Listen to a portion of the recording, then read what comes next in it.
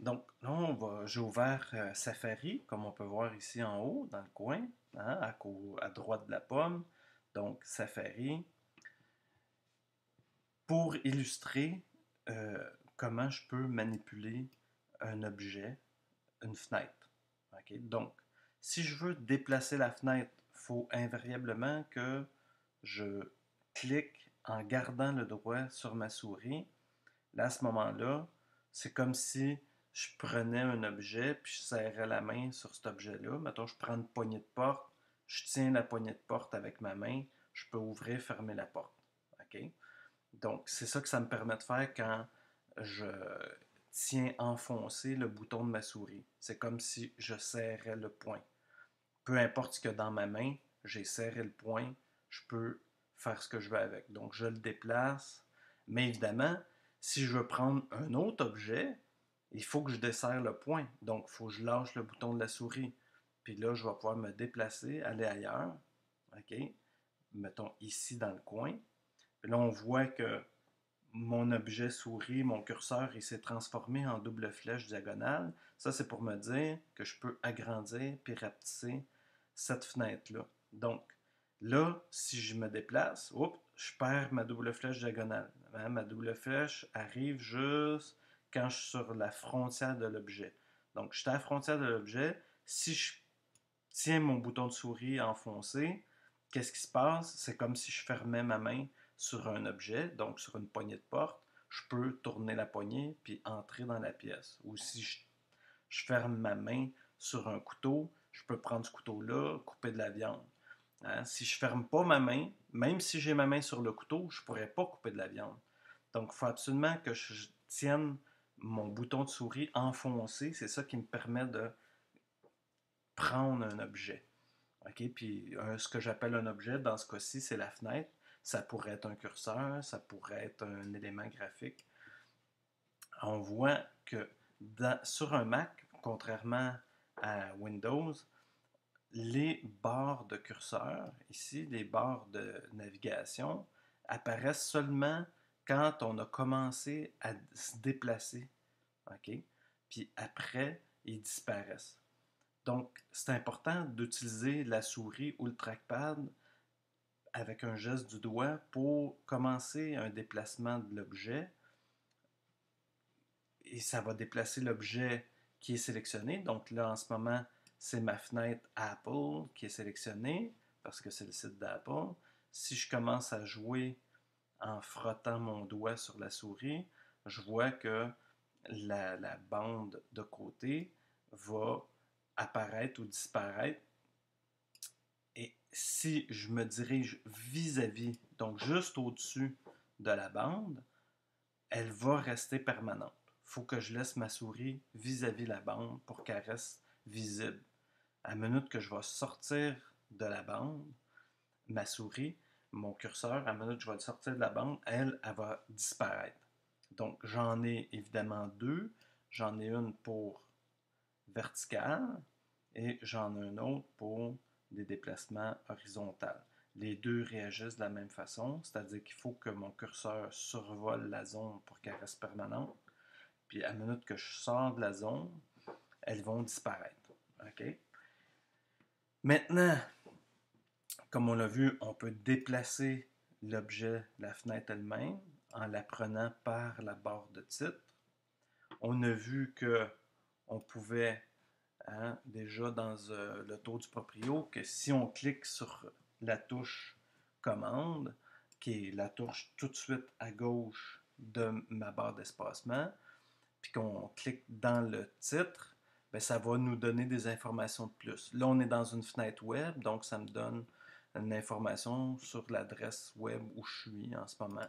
Si j'étais, par exemple, si j'ouvre ce dossier-là, si j'ouvre, je clique en pesant sur commande, OK, je vois mon arborescence. Donc, ça, c'est le dossier passeport qui est dans le dossier bureau, qui est dans le dossier Patrice, qui est dans le dossier utilisateur, qui est dans le dossier Macintosh, qui est dans l'ordinateur de Patrice. Donc, ça, c'est le chemin pour aller à cet endroit-là, si on veut, pour l'ordinateur. Évidemment, pour nous, on n'a pas à faire autant de chemin puisque on le voit directement sur le bureau.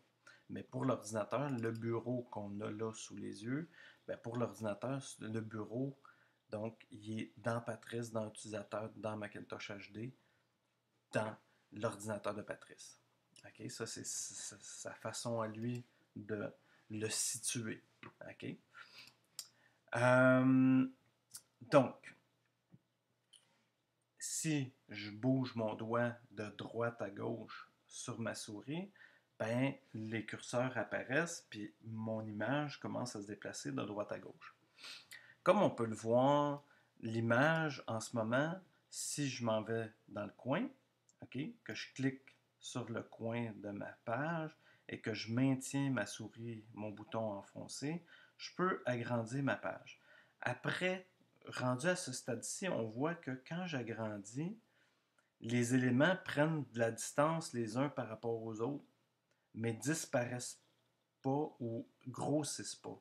T'sais, on voit ici, si je vais plus petit, okay, on voit que je commence à cacher le bouton bleu ici, là, à droite, okay, en bas. Donc, le bouton bleu à droite en bas, là, il commence à être caché, il commence à être caché. Là, il est découvert. Oh, à un moment donné, il est découvert tout au complet, puis on voit que tout le contenu va se mettre à se centrer, mais ne va pas grossir nécessairement, puis je ne vais pas voir nécessairement plus de ce contenu-là. Okay? C'est juste la dimension de chacune des boîtes qui rapetisse ou qui agrandit en fonction de comment grand je mets ma fenêtre. Donc, ça, c'est important à savoir parce que les sites bien conçus fonctionnent comme ça. C'est-à-dire que quand même que je n'ai pas ma fenêtre ouverte pleine grandeur, ben, je peux voir tout le site au complet. Okay?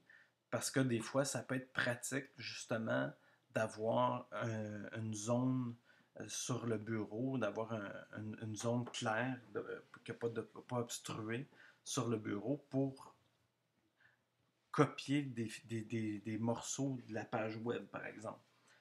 Exemple ici, hein, quand je me faufile, on voit que quand je passe d'un élément graphique à l'autre ici, mon curseur de souris se transforme, il passe de la flèche à la main. Qu'est-ce que ça veut dire? Ben, ça veut dire le trois quarts du temps que ce qui est en dessous de moi, ici, dans cette tuile bleue-là, c'est un bouton, alors que ça, c'en est pas un. Et là, je clique, clique, clique, clique, il ne se passe rien. Quand je suis dans cette zone-là, clique, clique, clique, il ne se passe rien. Si je m'en viens ici et je clique, qu'est-ce qui se passe? Oups, ça y est, ça change de page. Je suis dans une nouvelle page web, complètement différente, okay, que je peux visiter en allant de haut en bas. Okay?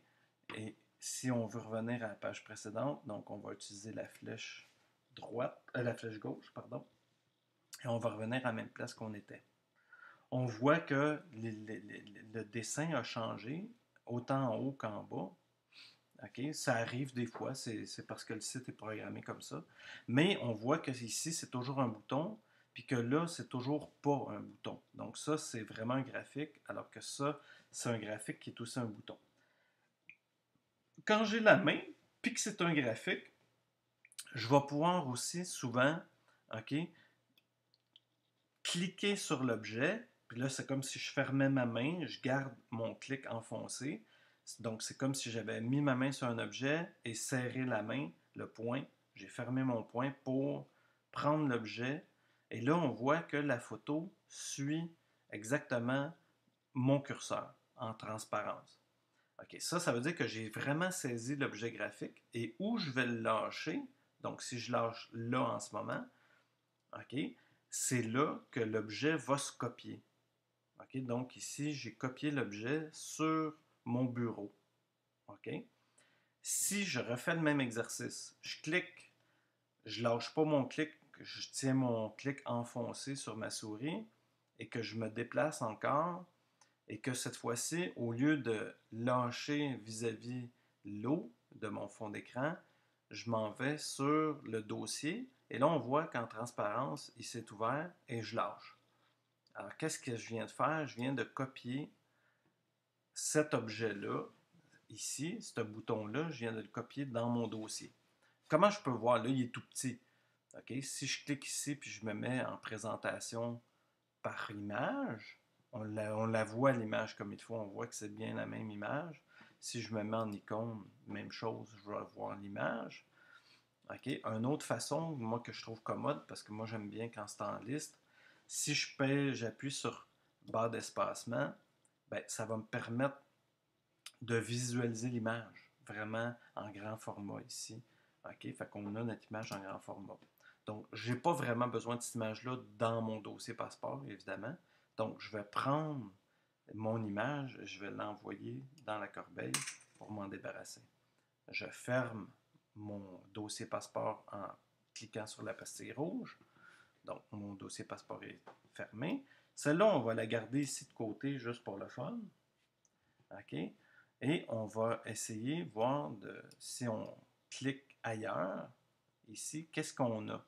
Ici, au lieu d'une image, je l'amène, puis je dépose ça, cet objet-là, sur mon fond d'écran.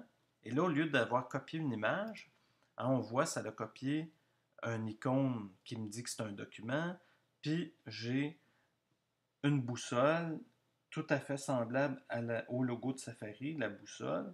Donc ça m'indique que c'est un document Safari. Et si je double-clique dessus, qu'est-ce qui se passe? OK? Ça va m'ouvrir la page web correspondante au lien que je viens de copier. C'est-à-dire que quand j'ai fait ma copie, OK, si je retourne ici, quand je déplace, on voit qu'au lieu d'être une image que je déplace, là, c'est une adresse web. C'est un URL. Donc, un URL, c'est comme un numéro de téléphone, comme je disais. Autrement dit, si je le glisse en haut ici, où je fais mes appels de page web, OK, on voit que ça m'a amené exactement au même endroit. Là, je vais reculer juste pour repartir de là, que si j'avais cliqué sur ce document-là. OK, on voit que c'est la même place, la même page, même chose. Ça revient au même. Donc, c'est une façon, une autre, de garder des adresses web. Ça peut naître une, OK, intéressante, qu'on peut copier, envoyer quelque part, classer, un peu n'importe comment. Dans le fond, c'est un peu l'équivalent de ce qu'on a ici en haut quand on envoie des adresses. On peut utiliser ça comme façon de répertorier des adresses web. OK? Ou si je clique ici sur mon espace de signet, ici j'ai différents signets. Donc, je vais me trouver à avoir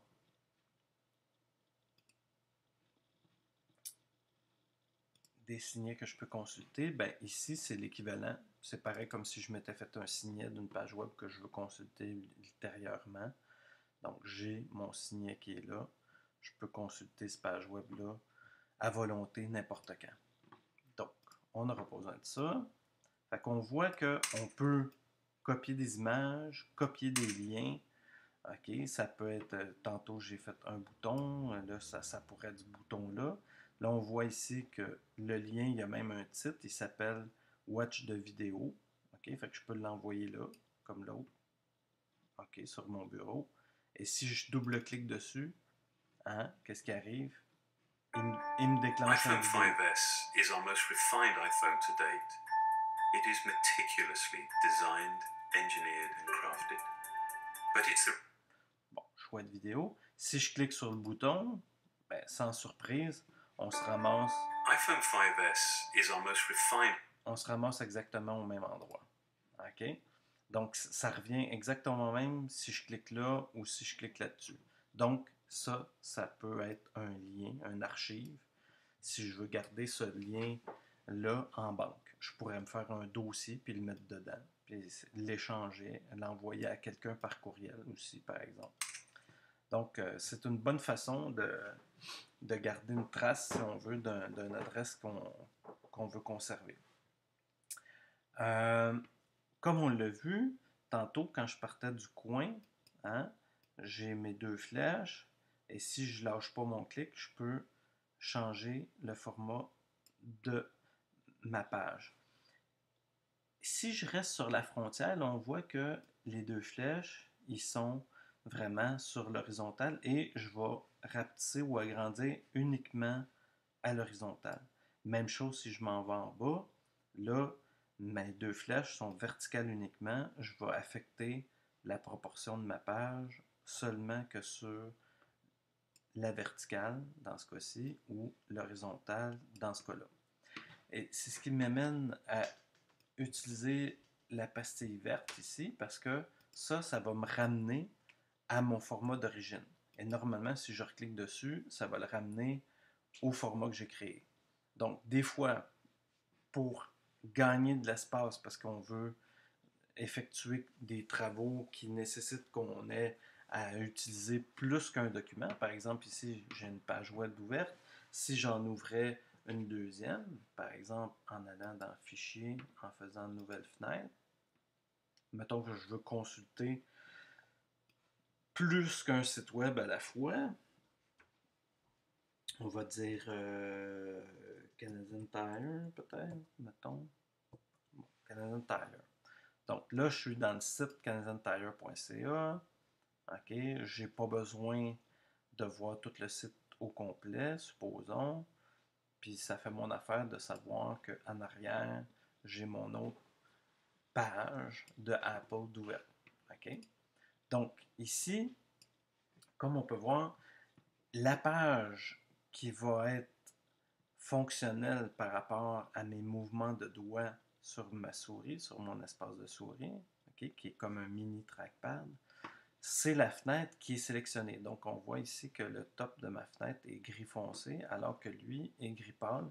Et si je me mets au-dessus de ça et que je bouge, ça bouge aussi, mais ça reste derrière l'autre fenêtre. Donc, si je clique sur ma barre de titre, là, tout à coup, c'est celle-là qui est venue devant et elle cache celle qui est pâle, qui est derrière. Donc, quand on n'a pas accès à du contenu, il faut se demander est-ce que je suis dans telle ou telle fenêtre. Et justement, utiliser le curseur pour cliquer sur la fenêtre qu'on veut consulter, celle qu'on veut qu'il soit en premier plan. Et même chose pour un que pour l'autre. Si je clique sur ma pastille verte, donc je vais agrandir ma fenêtre et comme ça, je vais pouvoir maximiser mon point de vue sur la page web, puis en profiter pour la voir dans toute sa splendeur ou au complet. OK. Un autre gadget qu'on a dans Safari et dans certaines autres applications, c'est ces deux petites flèches-là ici. Okay. Ces deux petites flèches-là ici, qu'est-ce qu'elles font? Elles disent à Safari de prendre le maximum de place dans mon écran, de sorte que je puisse voir le maximum de ma page web. OK, là, normalement, ça serait supposé se resizer, cette affaire-là. Pourquoi ça ne marche pas? Voyons, qu'est-ce qui se passe avec ça?